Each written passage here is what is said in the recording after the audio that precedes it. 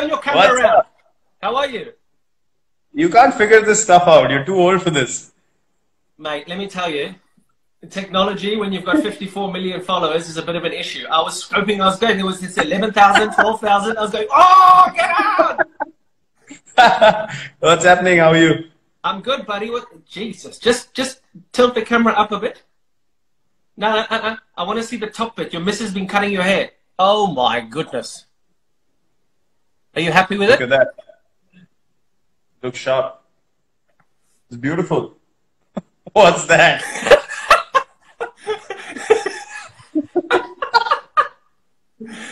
That's why I'm wearing a cap. I got the I got some bad. Yeah, I got half an hour of bad Did you stuff. get your head mowed? Mate, I had the lawnmower out. I was just gonna say that. How's the family? We're good, buddy. We're good. Where are you? Are you Mumbai or where are you? Yeah, we're at home. Just trying to get through, man. It's been difficult. It's been intense, you know, all over Yeah. the world. It's been quite tough. Mm. What's been happening in the UK? What's the situation like now? Mate, we're exactly the same. We're in lockdown. We are completely locked down. I've not been up to much. We've got 2 kids running around, but luckily we don't live in the city, so we're not stuck in an apartment like a lot of people. Yes. We've got space, so we've got garden. We opened the swimming pool today. So we're very lucky that we've got space, but it's tragic what's happening, huh? Tragic. I know. Sweet. You're at Wentworth, aren't you?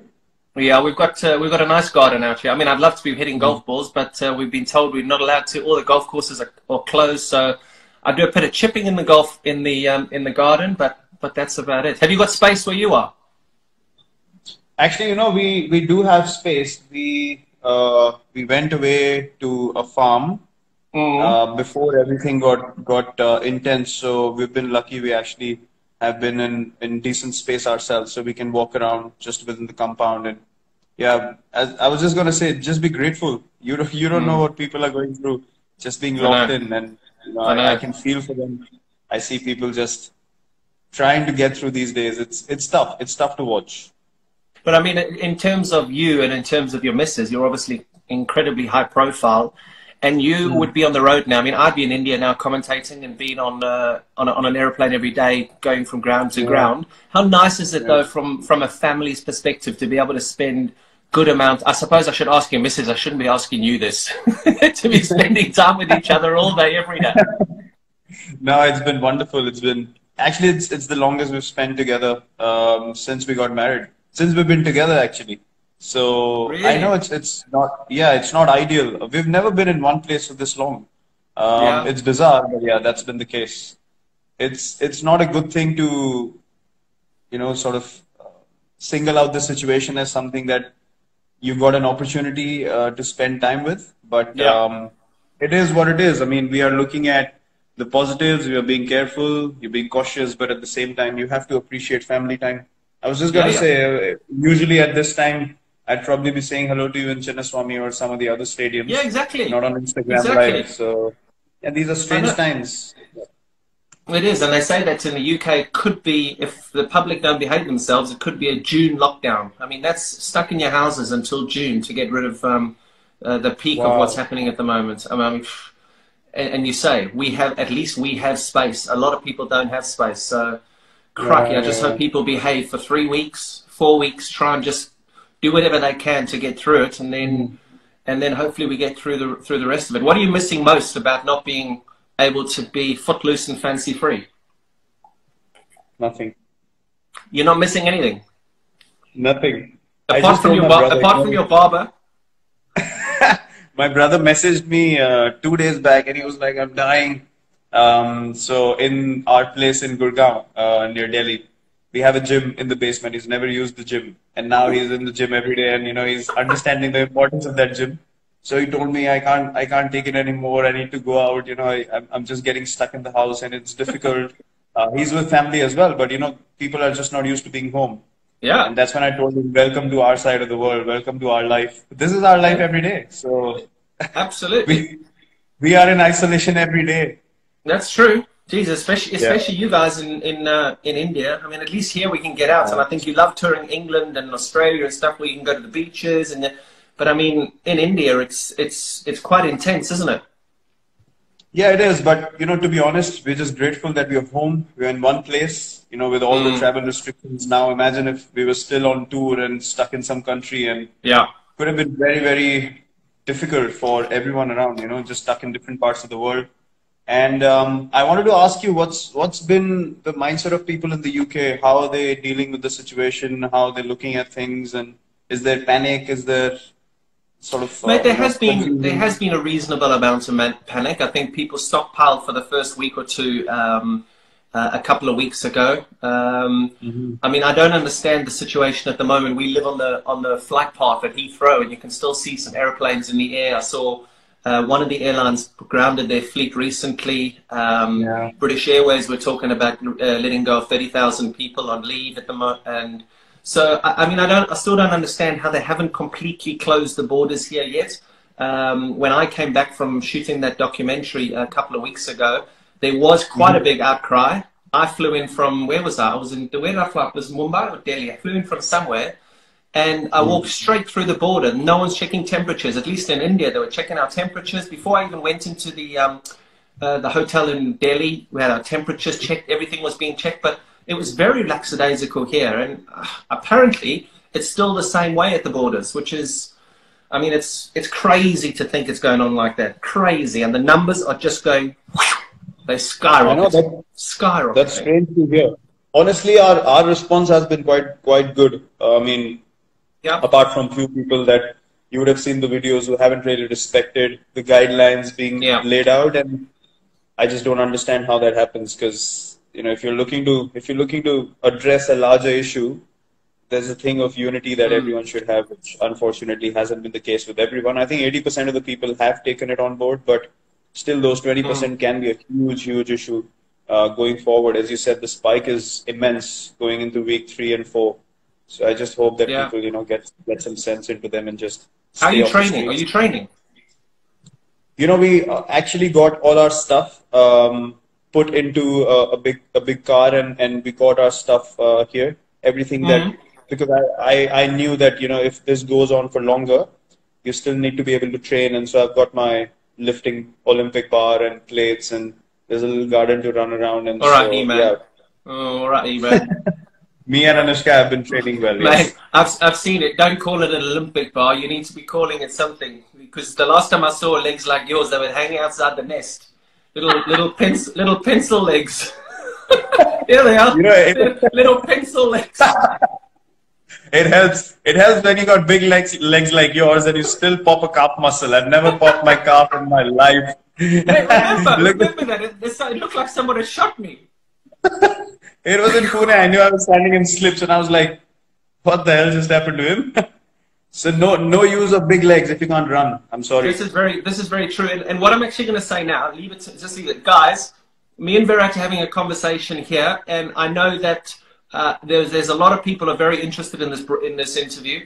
We're just talking as friends, we're talking as buddies, and we're going to go back to 2009 now. We're going to talk about Bangalore, and we're going to have some fun. This is just Virat and I having some fun. This is not for any journalist to take this on one way or another way and to create ridiculous headlines. So please, if you're going to do that, then it's obviously going to finish off any conversations between people who just want to give normal fans some content. So just please respect the conversation. Dude, Okay, hold on. Don't What? worry about this big lecture because no one's heard you. This is going to go That's off true. anyway, so I just tried. carry on. Okay, I tried. I tried. Yeah, that's good. That's good. Listen, Yeah, RCB, go on. Mm-hmm. talk to me about the bloke in the middle of the picture that I posted this morning on Instagram. There was a guy that I posted in between that guy that's perfect and pure and has the most amazing beard compared to this guy in 2009. Well, I don't recognize him anymore, to be honest. I do. I know you do. I know you do. Yeah, I know. I know. Good old days, but we had a lot of fun. We We, had amazing times together. I think right from 2008. You came in 2009, didn't you? Yeah, 2009 was, I think, yeah, that was my first season, yeah. Yeah, 9 and 10, you were with us. Yeah, 2009 is when we really sort of got it going. We really hit off well from day one. And yeah, they were good times. I mean, you obviously came in as the star player, like the big KP and, you know, this all over South Africa, brew, bloody hell. Yeah, but it was fun. I remember all those days and playing with Jock and Dale and Mark Boucher as well. And Fun times. we had Rule Rahul in our team. We had Yeah. Anil Kumble in the Kumble, team. Rahul Dravid, Robin. Dale Steyn. We had a gun team. Yeah.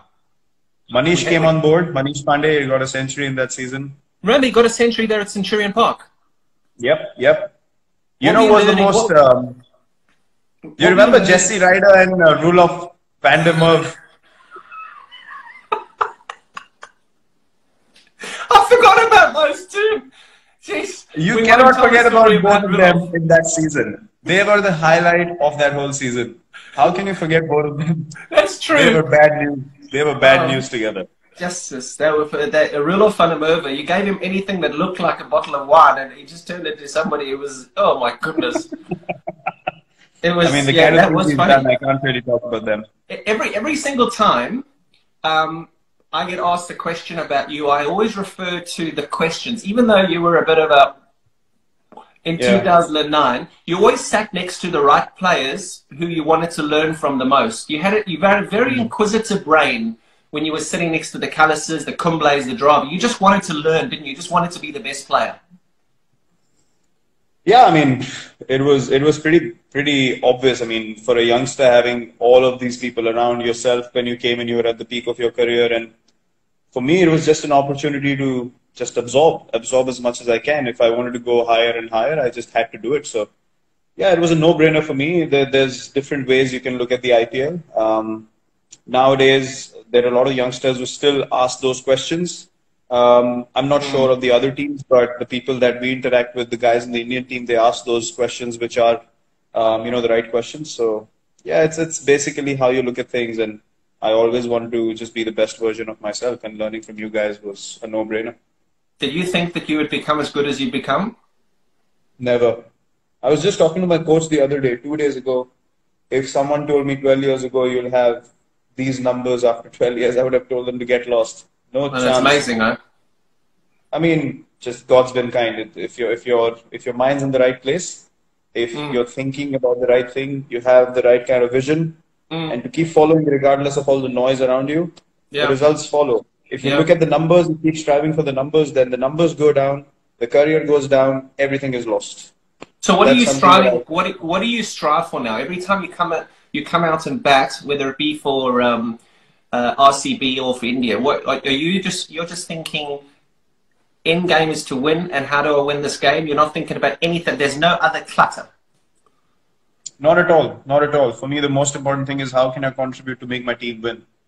Because that is what we started playing cricket for.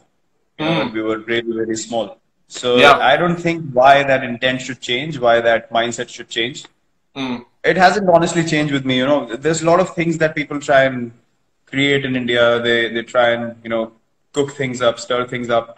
You have experienced that a lot when you were playing as well. So it's basically, you just have to block the noise. And whenever I go to bat now, I understand that cricket is a small part of our lives, and I need to be able to make the most of the opportunity that I have in front of me. And I have a larger responsibility now, to be able to maintain this culture of fitness, of taking the team in the right direction. And I mean, you just have to be grateful that you have this opportunity, and you just need to make sure all your energy is in the right place to be able to do that. Where did your nickname Chiku come from? Chiku actually came from, MS has sort of made my nickname famous from behind the stumps. In the stump mics people pick up. They call me Chiku actually like I'm their neighbor or something like that in India. They'll shout out, "Oh, Chiku, once Bodo, please." And I'm like, I have a name. You don't know me, but you can't call me Chiku. Jesus, so when this all finishes, you're going to walk down the street, Chiku! Yeah, I get called out by the name of Chiku all the time. No one calls me Virat anymore. Either Kohli or Chiku. That's it. amazing. Now I come to India and they all call me Peter. I'm saying, who the fuck's Peter? Peter! Peter! Peter! Who's Peter? No, I got this nickname by a coach we had in the state team, actually the Ranji Trophy, our first class teams. And I used to have big cheeks back then. And I had in 2000. Sorry. You used to have what? Big cheeks. Big cheeks. Cheeks, yeah. Thank you. Thanks for clarifying. I didn't hear you correctly. I had big cheeks back then. In 2007, I thought I'm losing hair. My hair's shedding. I'm having a massive hair fall. So I got my hair cut really short like yours now. I look like a clown and I have big ears. So my cheeks stood out and my ears stood out. And so we used to have this comic in India, like a comic book when we were growing up called Champak. It was called Champak. Yeah. And there was a rabbit in that comic. That character's name was Chiku. So the coach called me Chiku the rabbit because I had big ears. So that's where the nickname came from. And then people started taking it up and, it went up to God knows where. Brilliant. Brilliant. And tell me, RCB, a lot of people, since this thing went out, I've had such a busy phone in the last 24 hours. I mean, it's crazy. Why? And one of the big things was they want to ask, why have RCB not won a title yet? I mean, we get asked it all the time. We have to try and explain it in the commentary box. It's like, oh my God, geez, just stop asking the same question. Do you get sick of the same questions? Look, when you have in like history in the previous seasons as well, when you've had the biggest players who played for RCB, obviously there's going to be much more attention on the team. Now you see, even with this team, myself, AB, Chris Gale, Dale had played recently as well, and all these big players have played for RCB. So we're always going to be more in focus. But we actually spoke about it. We've reached 3 finals. We haven't won either single one of them. We've reached 3 semifinals. But yeah, those things are irrelevant. Those things are irrelevant as till the time you don't win that title. So look, we feel the same as everyone, to be honest. We keep talking about the team that we have. Even when we've had the best teams, we've just not been able to do it. But yeah, that's one of our main goals. We actually deserve to win a title, to be honest, because. Is that something that you are focused on now? We'll move on to Indian cricket in a minute, but is that something that, I mean, you've achieved almost every single thing in the game. Your numbers are crazy. Do you really want to win an IPL? Actually, I've realized something, that to go after something so badly, it keeps running away from you. And I remember all the times when we've done well in RCB, we've never thought of whether we're going to win the IPL or whether we're going to reach the semis or knockouts or anything like that. But it's just that added pressure whenever we've played in the recent past. We've just thought, this is the season, and it's just blown us all over the place. So I think we just need to get that joy back. And at this stage of my life, to be honest, I give everything that I have on the field. How old are you now? Like, I'm going to be 32 this year. 32? Yes, sir. Jesus. Okay. No, I wouldn't have guessed that. Right. I would have get 38, 39, somewhere around there. 32, 31. I'm 88 born, so how old am I now? 89, 90, 91. I can't even count.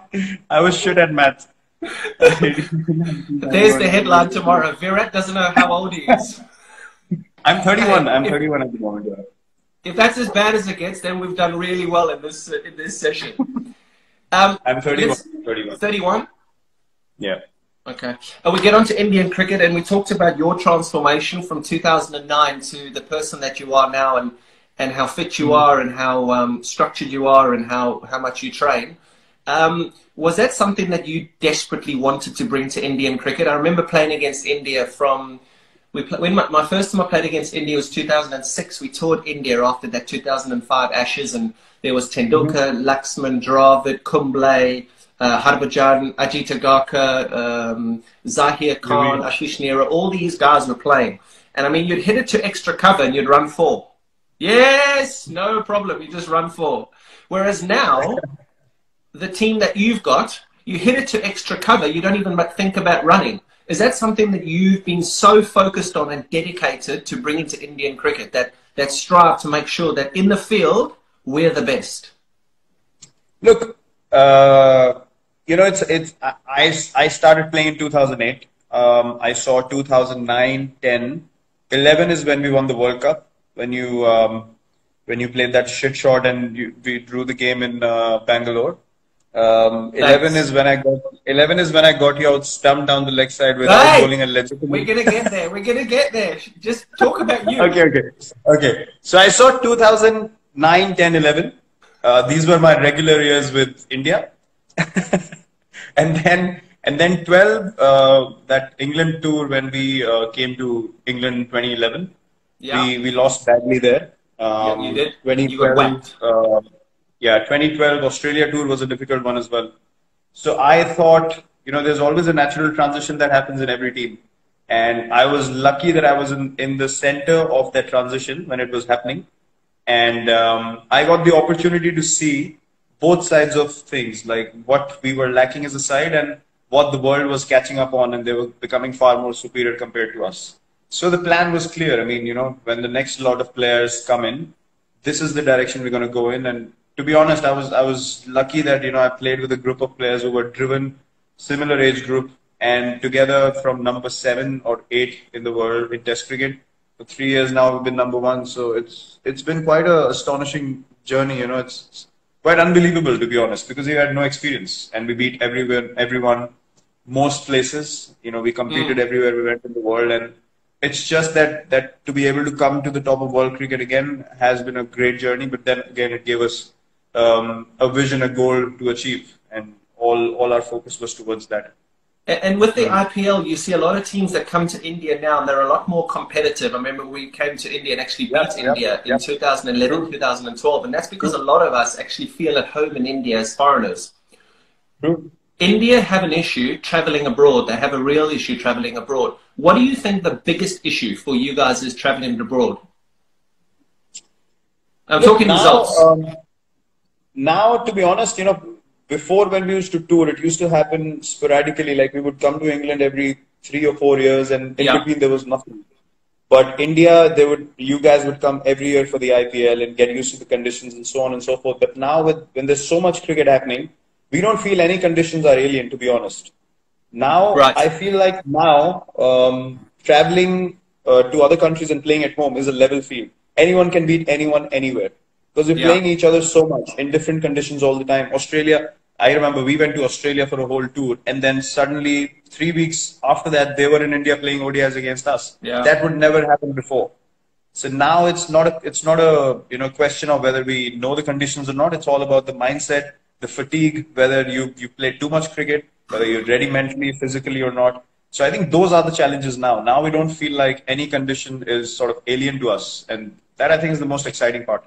Do you feel like you play too much? I remember in my career, I was having huge arguments and disagreements with the ECB because of my schedule. And all I wanted the ECB to manage was my schedule, because I was playing every T20 game, every one-day international, every test match cricket. And I didn't want to miss out on the IPL, which is what guys don't miss out on now. Do you feel like you play too much cricket?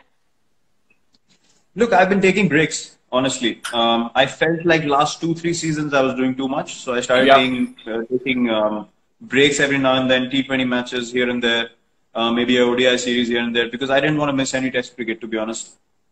And T20 cricket in between, I just felt like there were too many games that had no relevance, and I've spoken about it in the press as well quite a few times that you just can't have matches where you have zero sort of motivation or energy, and I don't like to play like that. Yeah. But I've just thought about it. I've been playing 3 formats for 9 years now, including the IPL, along with captaincy for 6 years. So it's not easy. It's not easy. No. But I'll see. I said 2-3 years more, I think, till the next World Cup. I'm gonna give it all and then figure out where I stand, which format, what not, all those questions later. And obviously, one of the biggest changes that you've made, and I know that, I mean, I campaign for wildlife all the time, and the thing that people hammer me the most about is eating meat. Now, you're vegetarian. You made that decision because, believe me, in 2009, 2010, when we hung out, you weren't a vegetarian. you're now, No, no. you're now a vegetarian. Yeah, I wasn't a vegetarian till 2018 when we actually came to England. I left eating meat just before the Test series started, and Why? I'd been thinking about it. I'll tell you the real reason. I mean, people use different kinds of reasons and they try and figure out themselves. So in 2018, when we went to South Africa, I got a cervical spine issue while playing a test match You got at what? Centurion. A cervical spine issue. One of the discs in my cervical spine, they bulged out and it compressed a nerve which was running straight till the little finger of my right hand. So it gave me a tingling sensation. I could barely feel my little finger on the right hand.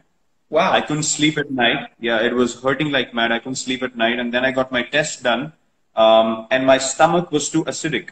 So my body was creating too much uric acid. My body was too acidic. So what was happening was, even though I was taking calcium, magnesium, everything, one tablet was not sufficient for my body to function properly. So my stomach started pulling calcium from my bones, and my bones got weaker. And that's why I got this issue. So that's why I stopped eating meat completely in the middle of the England tour to cut down that uric acid and the acidity in my body. And then I've never felt better in my life, to be honest. I felt amazing. It's almost been 2 years now, and it's the best decision I've taken in my life. Really? It's amazing. I mean, you look amazing. And I mean, I've tried that now. So I've seen all this and I watched that film, that Game Changers or whatever, that film. I think you were part of that film. And I mean, I have vegetarian days. Jess and I have vegetarian days at home. And you do feel so light. You feel amazing, don't you? Yeah, amazing. I mean, I've never felt better waking up. I've never felt better when I have to recover after a game. I mean, if you make me play 3 games a week, which are intense, I'm at it 120% every game. I can recover within a day after a test match and go on another test match. It's so much better than being on meat. Being vegetarian now made me feel. Honestly, I felt like, why didn't I do it before? You know, I should have done it 2-3 years earlier. To be honest, it's completely changed everything. You start feeling better. You start thinking better. Your body's lighter. You're more positive. You have more energy to do more. So yes, overall, it's just been an amazing, amazing change.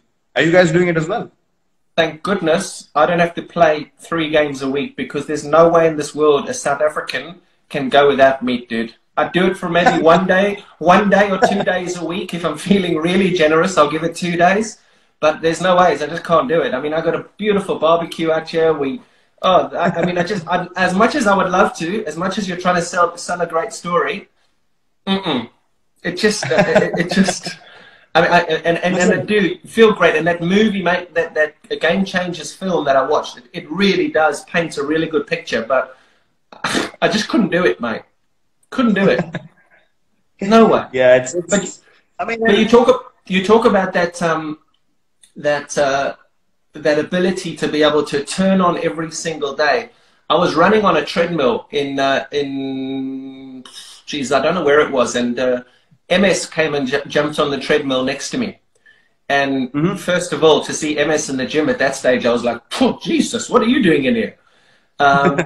And we started talking about you and started talking about your leadership. It was at the time that he was just starting to finish in that.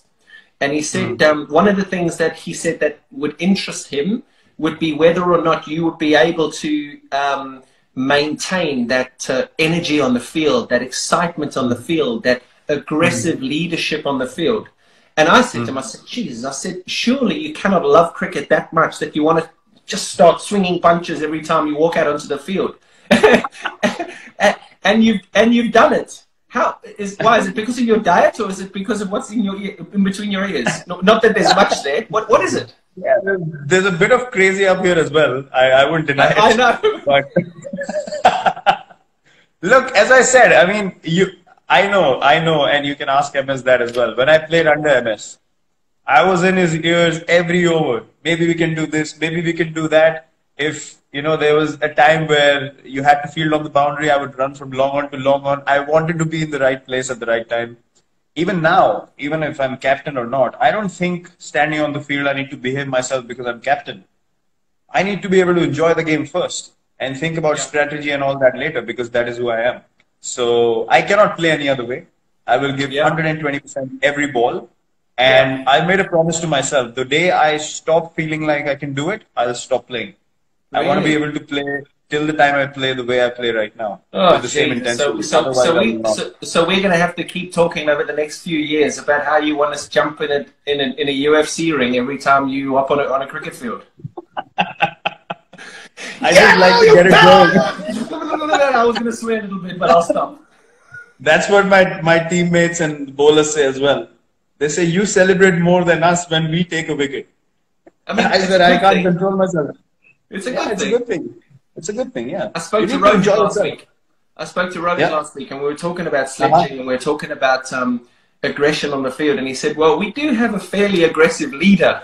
And I just started pissing myself. I was like, oh, yes, just a very... I mean, that helps. Huh? Yeah, that surely helps. That surely helps. Anyone who's feeling a bit, whether I should say something or not, they just need to look at me and say, no problems, go for it. But clearly you love the dudes off the field, and you just get into that. It's called white line fever, isn't it? Where you get over that white line, and I know there's millions of people who are going to watch this and are seeing this. You just have the white line fever where you will just do anything within the rules to win the game for India. It's simple. Yep, absolutely. And it's, look, I've known you. I've known you for a lot of years now. And, people say, I've experienced something very strongly. When people don't know you, they have a very, very different picture of you that they paint in their heads.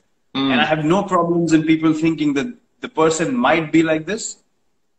But when you don't know the person, when you haven't interacted with the person, for someone to say that the guy is like that, I don't agree with that, because you can't create a reality for someone else in your own head and then treat them accordingly.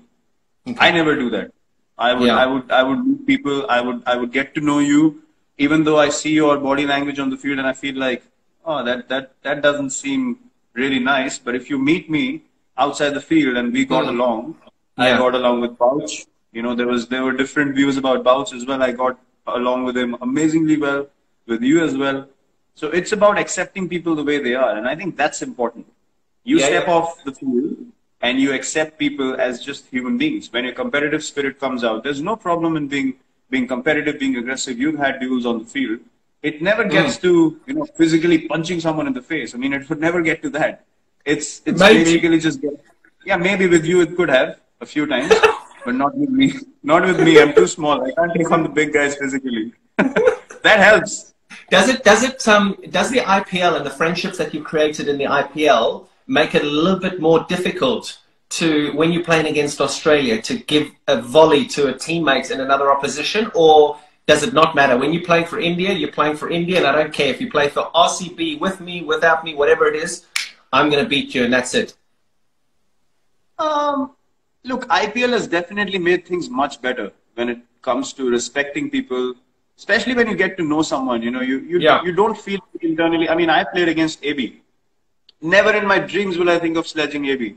It just won't come to me naturally. Yeah. I would just say, okay, if an opportunity comes to me, I'm trying to take that opportunity with both my hands any day of the week. I want to get him out, but I won't get into his face in a way that it can spoil our friendship, our relationship, because you understand at the end of the day, those things last you longer in life. So whoever you get to know, obviously, it's a mutual respect. Both ways, the line is not crossed. But otherwise, we're always looking for something spicy to get into the zone eventually, because you want to be at your best. And if that's what gets you, why not? What's been your most fun innings? I'm not going to ask you what's been your best innings. What's been your most fun innings? Because I actually got asked this in an interview a couple of months ago. I was doing something and they said, what's been your most fun innings? And I was like, shit, I've never been asked this before. It's always, what's your best innings? What had the most impact? What's been the most fun? The one where you just got, that was so much fun. It's just like, Jesus, I just got there and I just went bang, bang, bang, bang. Do you have any? It's a tough question, isn't it? Yeah, I do have one. It was against Kings 11 in the IPL. It was, I think, a a 14 over game or 15 over game, and I got 112 overs.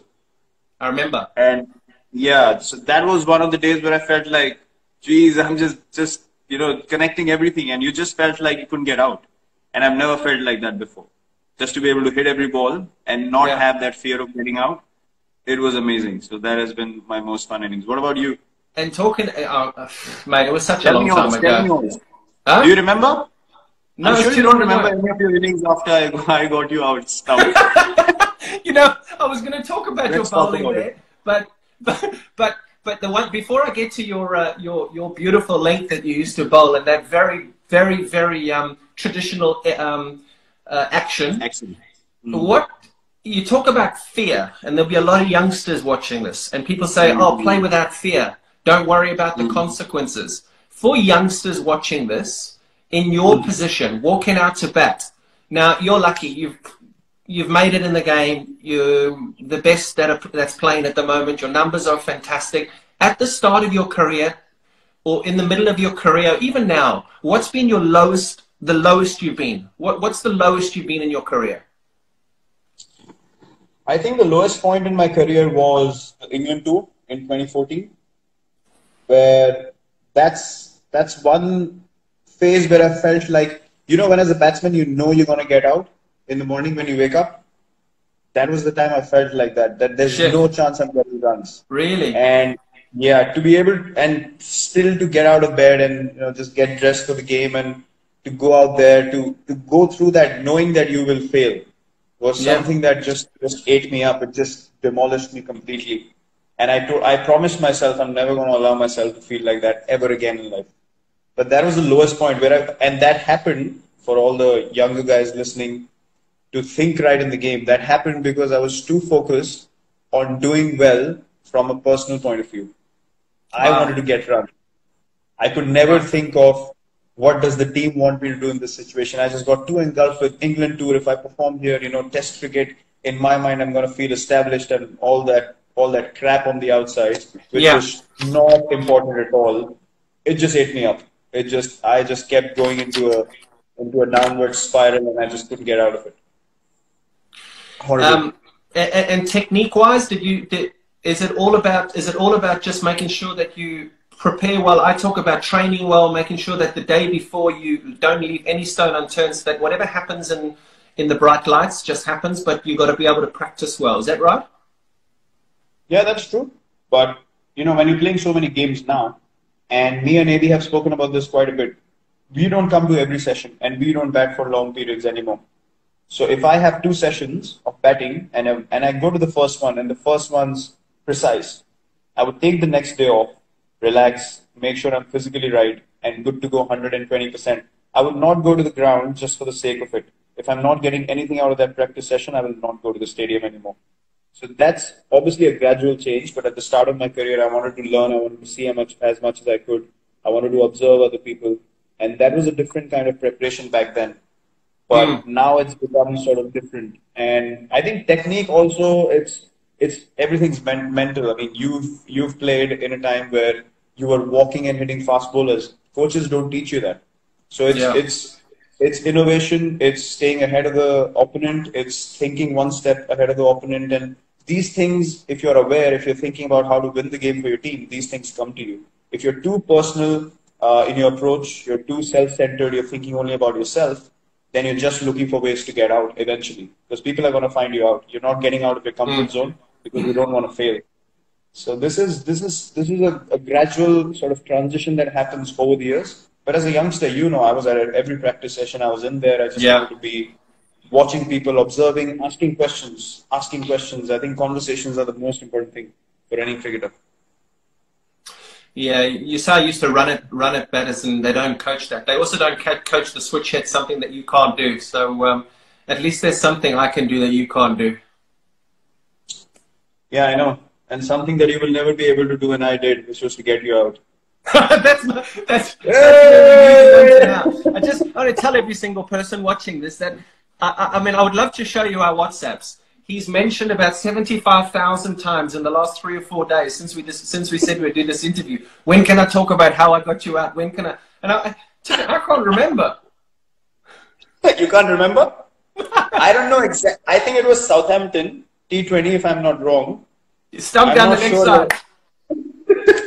It was your famous one leg flick where you took your back leg off the crease and MS got you stumped. And by the way, I'm the only bowler in cricket history. Know this. I'm the only bowler in the history of cricket to get a wicket in international cricket without bowling a legitimate delivery, and you were the batsman. I got you stumped Seriously. on a wide ball. It was 0 balls, 1 wide, 1 wicket. No one's done that. No one. Wow, thank you so much. The thing is, there's method in my madness, mate. I just wanted to be able to produce something for you that was something we could talk about all if in the future years. When you join us in the commentary box, it'll be something we talk about, that we show. I mean, it's friendship. You know, I saw you walking off, and you'd played with me 2 years, and you wouldn't even look at me. I was celebrating. You were so embarrassed. You just looked down and you walked away. And I laughed so hard after that game. I was like, bloody hell, he didn't want to look at me because I would have laughed in your face. Oh, wow. I think I might have broken a bat there, actually, because I just thought, Jesus, I can just see this coming. Forever, he's going to abuse me. Forever. And it's still happening. And that was, what, 9 years ago? Prick. The thing is, as well, it's MS too. So, I mean, we were having some fun with commentary with MS a few years ago. And, Jesus, he never got me out. So there's a lot of people who'll be watching this too that always say, oh, you're MS Dhoni's first test wicket. I referred it and it was not out, remember? Yeah, yeah. And they were, I'm your first test wicket, I'm your first. He even fucking said it on commentary when I was interviewing. Look, the thing is, MS has a point because it came up on the stump mics, but nothing came up on the hotspot. So he has a point. Bullshit. Don't you start backing him. Yours was out. You got me out. He never got me out. Mine was legitimate. You can never question that. Yes. You didn't even look to go back. You just walked off. No, I was never getting out to MS. To you, I don't mind. But at least that action, I could at least sort of talk about. Well, I mean, I didn't really pick it up. It came at an angle. It came at that kind of angle. MS had a bit of a conventional thing, so I was like, I cannot get out to that. That is filth. That is the fast bowling. Who's the best? Who's your favorite batting partner? Before we'll finish off with fans on social media now. Mm-hmm. Who's your favorite batting partner? Favorite batting partner? Two people that I've enjoyed the most batting with.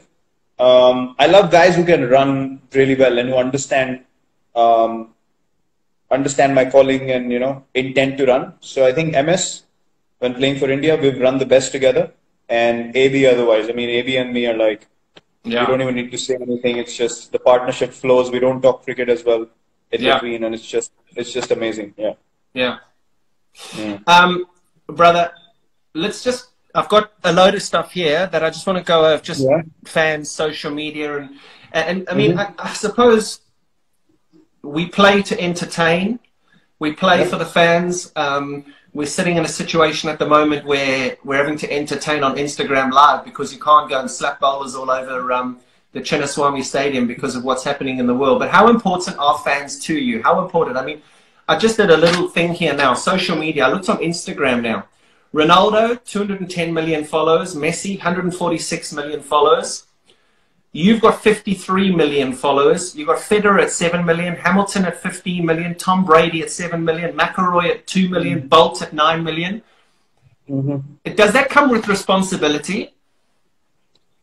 It does. It does. Honestly, I see a lot of backing and love from genuine fans on social media now. The good thing about social media now is that they're able to show you that support and that love. In times that other people are not really willing to. So I think I felt this over the years that, the number of people that like you and that appreciate what you do, their intent, their energy, it really motivates you and it pushes you in the right direction, to be honest. Because without their contribution, without their energy and them wishing well for you, you wouldn't be able to do what you're doing on a daily basis. There's no chance to be able to get this motivation every day. You walk into a stadium, people are just shouting your name, 30, 40,000 of them. You just get into a zone. There's no denying that. So I mean, these are things that you can't replicate anywhere else, and I absolutely have total respect for that. You know, fans that genuinely love the game, genuinely love what you do, and they respect good and bad equally. I hats off to them, honestly, big respect. I tell you something, you talk about the fans going crazy. I mean, when you walk on the field anywhere in India or wherever, I mean, it's chaos. And I remember playing with Tendulkar, with Sehwag, with UV and MS, and it being exactly the same way. One thing I will tell you is that when that happens now and you say you get into the zone, just appreciate it. Because if I think there's one thing that I miss, I remember playing all those days and you walk onto the field. I remember just playing at the Ferocia Kotla for Delhi and having that one bumper season. And for the rest of the time, it was just like every time I walked out, like you've got to just, you really have got to just, you've almost got to just bottle it up and just remember it. Because, dude, those are the best days of your life when people are going crazy like that. Absolutely. I totally agree with you. I think these are things that one needs to appreciate. We are a bunch of the lucky few that get to experience this. Yeah. Even today, with, you know, you speak about difficult times now, and you understand that the kind of place you are in right now, you said you have space to move around, you have a garden, you have a pool. I see the current situation where people don't have jobs, you know, they're struggling on a daily basis. Yeah. You can't have any other feeling than to be grateful. Just have, you know, the most amount of gratitude you can, because God has put us in a place where we don't have to go through those moments. And if in this place as well, we sit down and complain about things, I don't think that that's fair. So, you know, just looking at what's happening all over the world, it just makes you feel, you know, where was I really heading? Which direction does my life really want to go in? And I think this time will really make us all reflect on it. So, yeah, this is indeed a blessing that we have. I'm going to finish off now. We're going to finish off just with some fans' questions. I went through a load of them. There's about 5 or 6 here, and then I just want one other thing, and then you're done and dusted. You can go back to sweeping the floor and mopping your bathroom. Ronaldo or Messi? Ronaldo. Why? Work ethic, drive, passion. All the crap, noise on the outside, deflect it, move ahead, know what you need to do, and just get done. Will you shave your beard off? No, never. Why? Chiku! No, I don't have cheeks anymore, but Chiku! You know, I look horrible without a beard, so I would never have shaved it off. Never.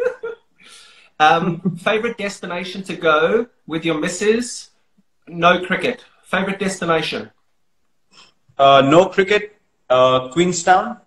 We went the year before, we went to New Zealand. Or last year, 2019. Queenstown, hands down #1. And then wildlife safari in South Africa. We need to come to your lodge next. Yeah, well, let's hope we get some time. It's crazy there. I mean, it's amazing that whole tourism industry, the whole travel industry. I mean, there in Kaziranga, where I was a couple of weeks ago, that's completely shut down for tourism. And then South Africa is completely shut for tourism. And goodness, I got so many of my mates there now. I mean, we've had to close our lodge. We've had to, I mean, we're looking after our staff and making sure that they've got 100% pay because they are just amazing. But, geez, it's a sad situation. But you'll do that. You guys will get out there for sure. Favorite cricketing memory? Actually, coincidentally, you've just called me on the day that we won the World Cup, so that has to be the favorite cricketing memory for me. Was that 2011? Yeah, today. Really? Okay. What a day to call, KB! And I'll only like this one if you answer it the right way. Now be very careful how you answer this, because this could end badly for you. Your favorite commentator? My favorite commentator is... It's easy.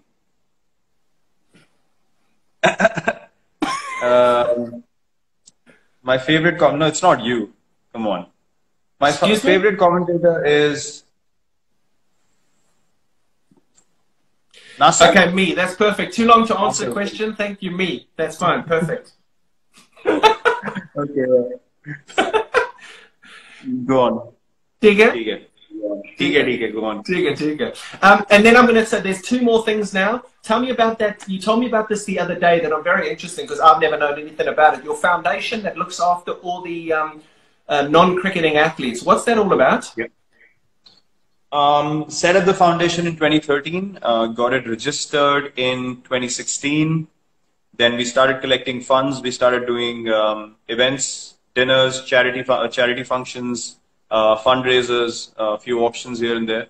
And then eventually we started giving out these scholarships. So we understood the challenges. So in India, in cricket, we have decent facilities to be able to make a career out of, playing cricket, and you have enough academies and places to practice. But other sports, there are not many places that you can go and have quality practice, quality facilities.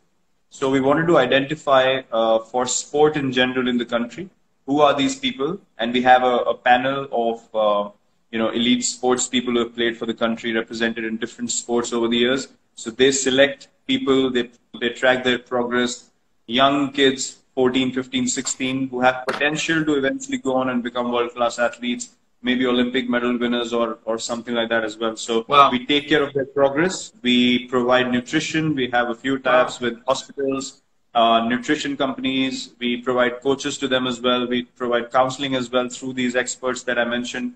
So yeah, we track their progress, and all over India. Sorry. All over India. All over India, yeah. All sports. Wow. So we obviously track their performance. Anyone who's doing really well and we feel like they don't have the right kind of facilities, we just pull them out, bring them into the program, and just give them a scholarship where we say, we're going to take care of you, we're going to send you to tournaments, take care of your travel, nutrition, you don't need to worry about anything. So we just give them an opportunity, a platform, and a chance. Amazing. Well done, mate. Well done. The last, I actually thought there's one more thing, but there's one other thing. Golf. Am I going to get you into the game of golf? Never. Why? What's wrong with you? Because you haven't played golf with me. I played golf with Boucher, Callis, Dale in 2008. We went to a golf course in Bangalore, and I just couldn't keep my legs in place. I just kept hitting everything over covers because I would clear my leg and slog it like we do in cricket. And they said, you got to fetch the ball and play it again. I was like, no way, I'm playing this sport again. They bloody sent me into the bushes 3 times. I was like, thank you. Take your golf club, I'm going in. Your missus has just put a message up there. Chalo, chalo, chalo, dinner time. So I'm going to ask you one more question.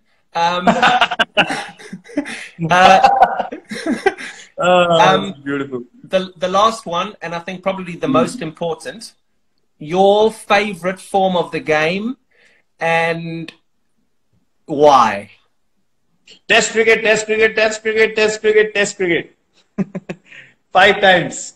Amazing. Amazing. Why, buddy? Yeah. Why? Because test cricket for me is actually, it's a representation of life, to be honest. You gotta keep going when you don't score runs. You gotta clap for everyone else when you haven't scored a run.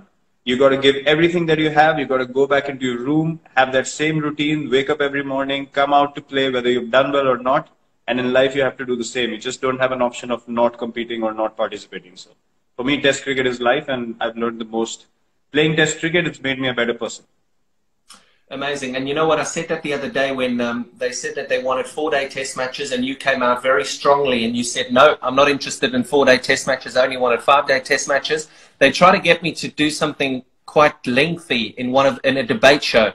And I said, guys, the facts of the matter are that Virat doesn't want 4-day test matches, so 4-day test matches ain't happening. And on that note, go and enjoy your vegetables. Have a banana. Cheers. I love you, brother. Cheers, KP. Thanks. Good to see you. Bye, buddy. Bye, mate. Bye. Cheers. Bye.